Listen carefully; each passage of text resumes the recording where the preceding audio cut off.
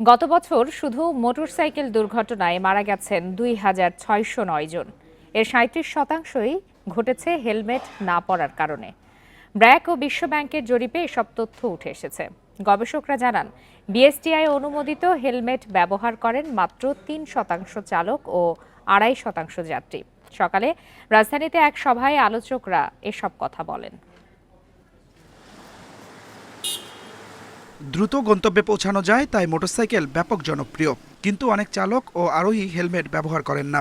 যাও ব্যবহার হচ্ছে তাও নিম্নমানের। অথচ এক জরিপে দেখা গেছে সড়কে 40%ই মোটরসাইকেল দুর্ঘটনা ঘটছে।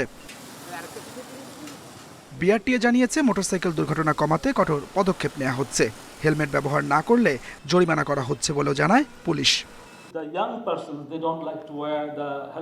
হেলমেট ব্যবহার নিশ্চিত করতে ৩০০ ফিট সড়কে আইন প্রয়োগ শুরু হয়েছে। এর পাশাপাশি চালকদের সচেতনও করা হচ্ছে।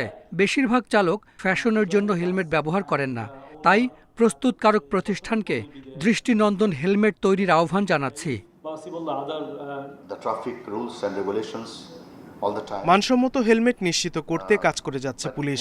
আইন না মানলে জরিমানাও করা হচ্ছে। দুর্ঘটনা কমাতে মানসম্মত হেলমেট পরতে চালক ও যাত্রীদের সচেতন হওয়া উচিত। তবে সড়কে বিএসটিআই, বিআরটিসি ও পুলিশের সীমাবদ্ধতা দেখছেন উপদেষ্টা। দুর্ঘটনাপ্রবণ এলাকায় রোড মার্কিং করার তাগিদ দেন তিনি। হেলমেট অবশ্যই মানসম্মত হতে হবে, সেটা নিশ্চিত করতেই হবে। কিন্তু সড়কে দায়িত্বরতদের এ নিয়ে গাফিলতি রয়েছে। দুর্ঘটনা কমাতে মোটরসাইকেল চালকদেরও প্রশিক্ষণ নিতে হবে। অনুষ্ঠানে 10 জন মোটরসাইকেল চালককে মানসম্মত হেলমেট উপহার দেওয়া হয়। Adilur Rahman, independent news, Dhaka.